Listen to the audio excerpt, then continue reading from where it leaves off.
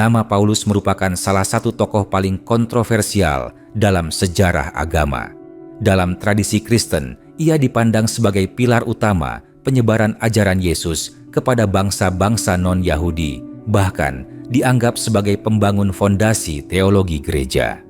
Namun, dalam pandangan Yahudi, ia justru dilihat sebagai pengkhianat tradisi leluhur, seorang perusak hukum Taurat, dan tokoh yang menyimpang dari ajaran Musa. Lalu, bagaimana Islam memandang sosok Paulus yang begitu berpengaruh dan penuh kontroversi ini? Apakah ia seorang rasul sejati atau justru tokoh kunci perubahan ajaran Nabi Isa? Dalam keyakinan Kristen, Paulus dikenal sebagai seorang yang awalnya memusuhi para pengikut Yesus.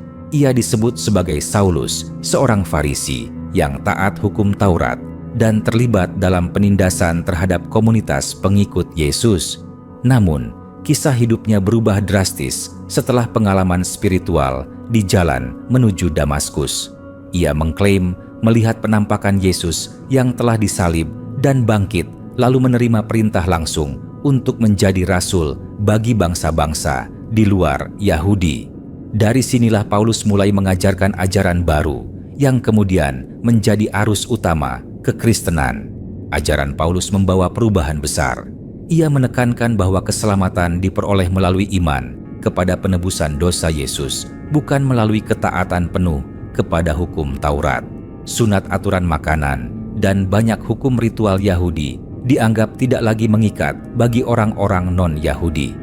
Konsep dosa warisan penebusan melalui salib dan penghapusan hukum Taurat sebagai syarat keselamatan berkembang kuat melalui surat-surat Paulus. Inilah sebabnya banyak sejarawan agama menyatakan bahwa agama Kristen dalam bentuknya sekarang lebih dekat kepada ajaran Paulus daripada ajaran asli Yesus. Bagi komunitas Yahudi, pandangan ini merupakan penyimpangan besar.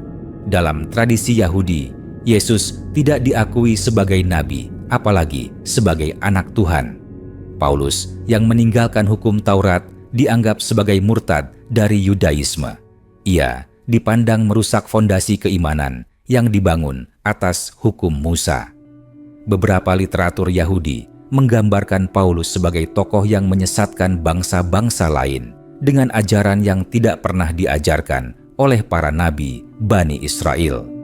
Dari sudut pandang ini, Paulus bukan hanya ditolak, tetapi dicela sebagai simbol pengkhianatan terhadap ajaran leluhur. Pandangan Islam terhadap Paulus berbeda dari keduanya, namun memiliki garis kritik yang tegas. Dalam Islam, Nabi Isa dipandang sebagai nabi dan rasul Allah yang diutus kepada Bani Israel. Ia tidak pernah mengajarkan ketuhanan dirinya sendiri, tidak mengajarkan penebusan dosa melalui salib, dan tidak pernah membatalkan hukum Taurat. Al-Quran menegaskan bahwa Nabi Isa menyeru kepada tauhid menyembah Allah semata dan menguatkan kembali ajaran para nabi sebelumnya. Oleh karena itu, setiap ajaran yang bertentangan dengan tauhid dan syariat para nabi dipandang sebagai penyimpangan. Islam tidak mengakui Paulus sebagai nabi atau rasul. Tidak ada satupun dalil dalam Al-Quran maupun hadis sahih yang menyebutkan legitimasi kenabian Paulus. Para ulama muslim klasik dan kontemporer banyak yang memandang Paulus sebagai tokoh sentral perubahan ajaran Nabi Isa. Beberapa ulama menyatakan bahwa ajaran ketuhanan Yesus dan konsep penebusan dosa merupakan hasil teologi Paulus yang kemudian diterima oleh gereja. Dalam pandangan ini, Paulus bukan sekadar penyebar ajaran Yesus, tetapi justru pembentuk agama baru yang berbeda dari ajaran asli Nabi Isa. Kritik Islam terhadap Paulus juga terletak pada sumber ajarannya. Paulus mengaku menerima wahyu langsung melalui pengalaman pribadi tanpa saksi, tanpa transmisi yang jelas, dan tanpa verifikasi kenabian. Dalam Islam, wahyu para nabi selalu memiliki kejelasan misi konsistensi ajaran tauhid dan tidak bertentangan dengan ajaran nabi sebelumnya. Ajaran Paulus yang menghapus hukum Taurat dianggap bertentangan dengan prinsip kesinambungan risalah para nabi. Nabi Isa dalam Islam justru datang untuk menegakkan kembali hukum Taurat, bukan menghapuskannya. Lebih jauh, Islam memandang bahwa pertentangan antara Kristen dan Yahudi mengenai Paulus justru menjadi bukti bahwa ajaran yang dibawa Paulus bukanlah ajaran kenabian yang murni. Jika Paulus benar-benar diutus oleh Allah, tentu ajarannya akan selaras dengan para nabi sebelumnya dan tidak menimbulkan perpecahan teologis yang tajam. Islam melihat posisi ini dengan pendekatan kritis namun seimbang. Islam tidak mengikuti Yahudi yang menolak Nabi Isa dan tidak mengikuti Kristen yang mengangkat Isa dan Paulus ke posisi yang berlebihan. Islam menempatkan Nabi Isa sebagai nabi mulia dan menilai Paulus sebagai manusia biasa yang ajarannya perlu diuji dan ditolak jika bertentangan dengan wahyu Allah. Kontroversi Paulus hingga hari ini masih menjadi bahan kajian para sejarawan teolog dan pemikir lintas agama. Sosoknya menjadi simbol pergeseran besar dalam sejarah agama dunia. Di satu sisi, ia dipuja sebagai pahlawan iman dan di sisi lain dicela sebagai perusak ajaran asli. Islam berdiri dengan posisi yang jelas bahwa kebenaran diukur dengan wahyu Allah, bukan dengan popularitas tokoh sejarah. Dari sudut pandang Islam kemurnian, ajaran Tauhid Nabi Isa harus dibedakan dari teologi gereja yang berkembang kemudian. Skandal sejarah ini bukan sekadar pertentangan nama dan tokoh, tetapi menyentuh inti pertanyaan besar tentang siapa yang berhak berbicara atas nama Tuhan. Apakah pengalaman pribadi cukup untuk mengubah ajaran para nabi, ataukah wahyu harus dijaga dengan amanah dan konsistensi? Dalam perspektif Islam, jawaban itu tegas bahwa risalah para nabi satu dalam tauhid dan siapapun yang mengubahnya, meski diagungkan oleh manusia, tetap harus ditimbang dengan neraca wahyu. Perdebatan tentang Paulus juga membuka pertanyaan mendasar mengenai otoritas keagamaan dalam sejarah. Siapa yang memiliki hak untuk menetapkan ajaran dan menafsirkan kehendak Tuhan setelah seorang nabi wafat? Dalam tradisi Kristen gereja, kemudian menerima tulisan-tulisan Paulus sebagai bagian inti kitab suci, bahkan lebih banyak secara kuantitas dibanding perkataan Yesus sendiri. Hal ini menimbulkan kritik dari banyak peneliti modern yang menilai bahwa suara Yesus dalam Injil seringkali tenggelam oleh penafsiran teologis Paulus. Arah agama pun bergerak dari seruan moral dan ketundukan kepada Tuhan menuju sistem keimanan berbasis doktrin keselamatan. Dari sudut pandang sejarah, perubahan ini tidak terjadi dalam ruang hampa. Dunia Romawi saat itu syarat dengan filsafat Yunani, konsep penebus ilahi, dan gagasan manusia setengah dewa. Ajaran Paulus tentang Yesus sebagai juru selamat kosmik sangat mudah diterima oleh masyarakat non-Yahudi yang sudah terbiasa dengan konsep serupa. Inilah yang membuat agama Kristen berkembang pesat di luar Palestina, namun sekaligus semakin jauh dari akar kenabian Bani Israel. Banyak sejarawan menilai bahwa keberhasilan Paulus secara sosial justru menjadi penyebab utama penolakan Yahudi terhadapnya. Islam memandang fenomena ini sebagai pelajaran besar tentang bahaya pencampuran wahyu dengan filsafat manusia. Ketika ajaran ilahi disesuaikan dengan selera budaya dan politik, maka kemurniannya perlahan terkikis. Al-Quran berulang kali memperingatkan tentang kaum terdahulu yang mengubah kitab suci dengan tangan mereka sendiri, lalu mengatasnamakannya sebagai ajaran Tuhan. Dalam kerangka ini, Islam melihat peran Paulus sebagai contoh nyata bagaimana niat dakwah tanpa landasan wahyu yang sah dapat mengarah pada distorsi besar. Para ulama Muslim juga menyoroti perbedaan mencolok antara ajaran Paulus dan prinsip keadilan ilahi.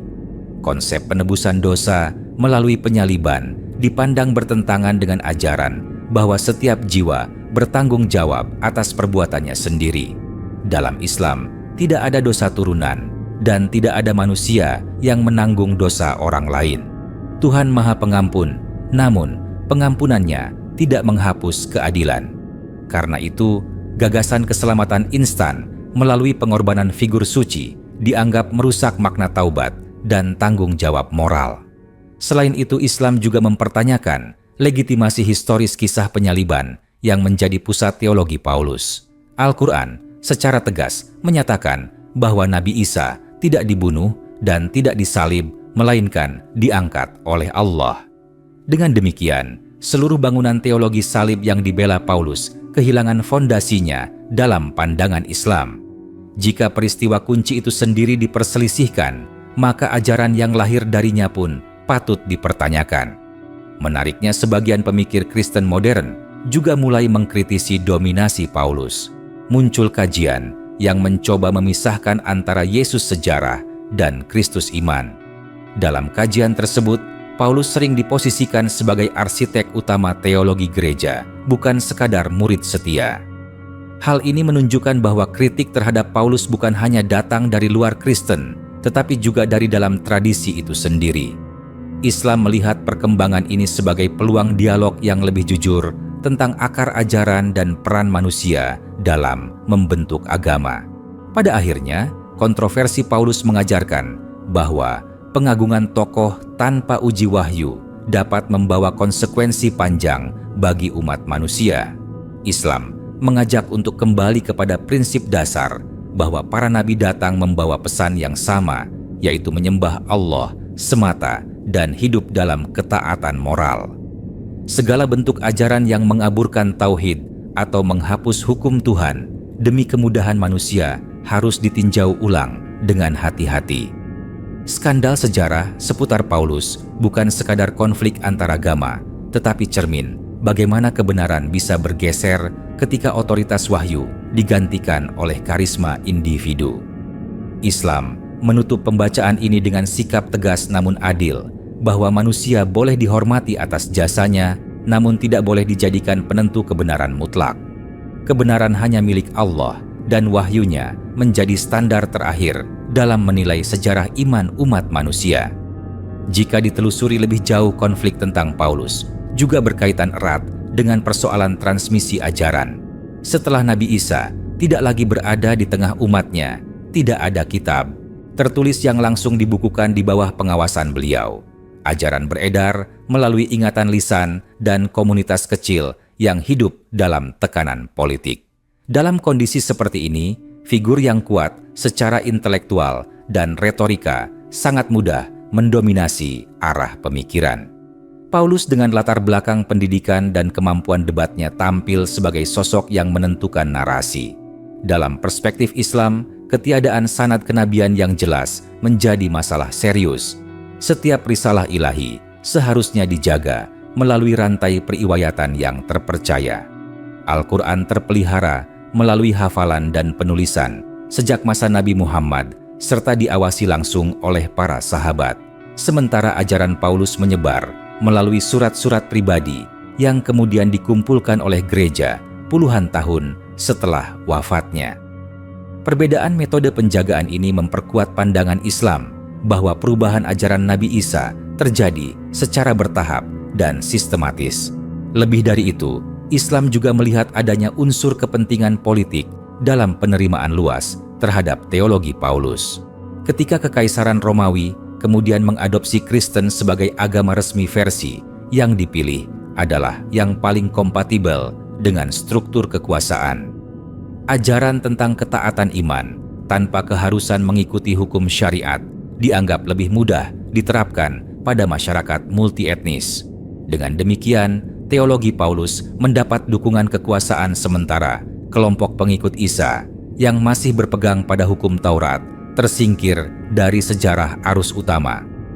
Dalam kajian Islam, kondisi ini mirip dengan peringatan Al-Quran tentang para pendeta dan rahib yang dijadikan otoritas selain Allah.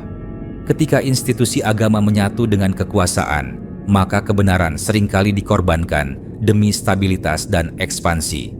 Paulus dalam konteks ini dipandang bukan hanya tokoh keagamaan, tetapi juga pion awal pembentukan agama institusional yang terpisah dari semangat kenabian yang sederhana dan lurus.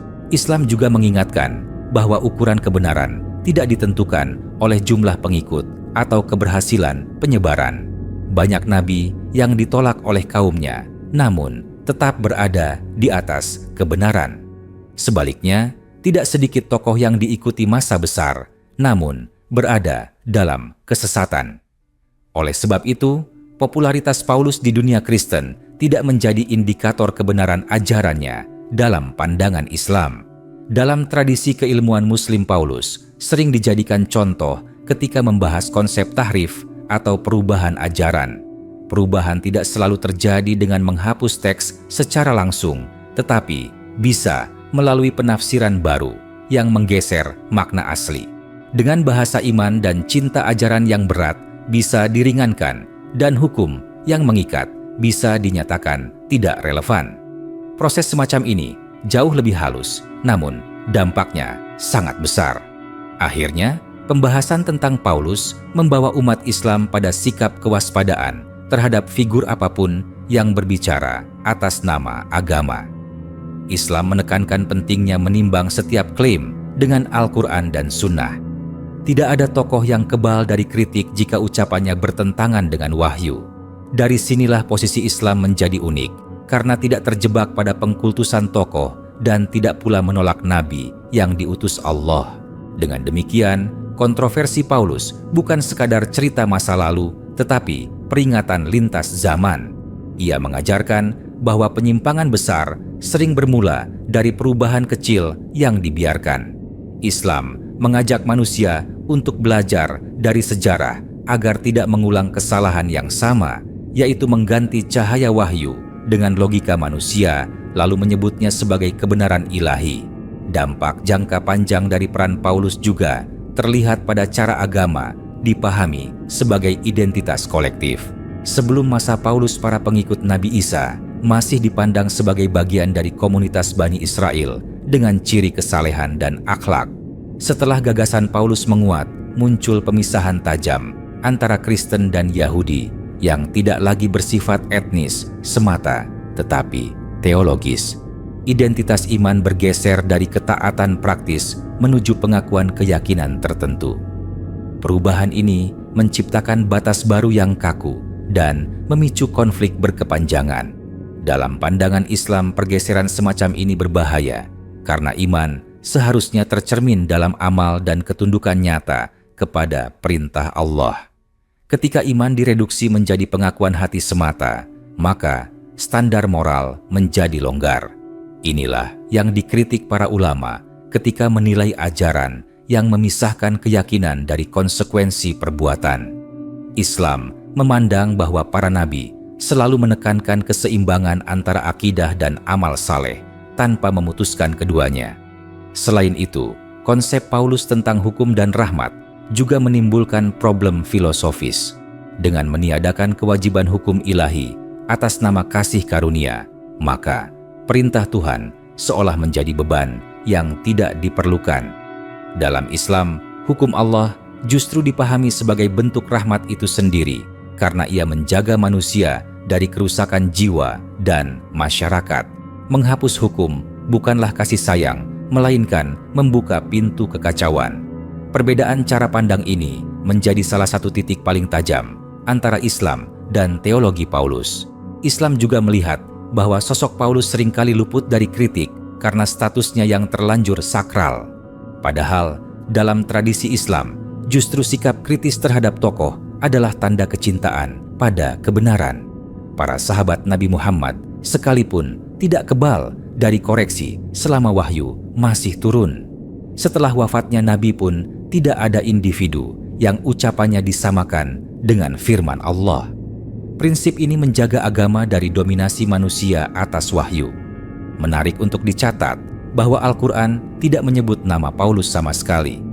Keheningan ini bukan tanpa makna. Islam tidak memberi legitimasi dan tidak pula menjadikan Paulus sebagai fokus utama. Yang ditekankan adalah pesan Nabi Isa itu sendiri. Dengan cara ini, Islam mengajak manusia untuk memusatkan perhatian pada risalah, bukan pada figur kontroversial yang muncul setelahnya. Pendekatan ini berbeda dengan tradisi Kristen yang menjadikan tokoh-tokoh pasca Yesus sebagai rujukan utama. Dalam diskursus dakwah Islam modern, pembahasan Paulus sering digunakan untuk membuka ruang dialog. Bukan dengan cercaan, tetapi dengan mengajak berpikir kritis tentang sumber keyakinan. Umat Islam diajak memahami bahwa kritik terhadap Paulus bukan serangan emosional, melainkan analisis sejarah dan teologi. Tujuannya bukan merendahkan pihak lain, tetapi mengajak kembali pada konsep kenabian yang murni dan konsisten. Pada akhirnya, pembacaan Islam terhadap Paulus menegaskan satu prinsip besar, bahwa agama tidak dibangun di atas pengalaman subjektif satu orang, melainkan di atas wahyu yang terjaga. Sejarah menunjukkan betapa besar pengaruh satu figur dalam mengubah arah keyakinan jutaan manusia. Dari sini, Islam mengingatkan bahwa keselamatan tidak bergantung pada tokoh tertentu, tetapi pada kesetiaan kepada ajaran Allah yang tidak berubah. Dengan demikian, lanjutan skandal sejarah ini berakhir pada pesan reflektif.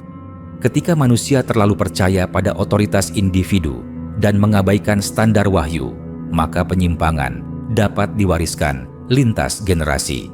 Islam hadir sebagai koreksi yang mengembalikan fokus kepada Tuhan yang Maha Esa, para nabi sebagai pembawa amanah, dan manusia sebagai hamba yang wajib tunduk, bukan pencipta ajaran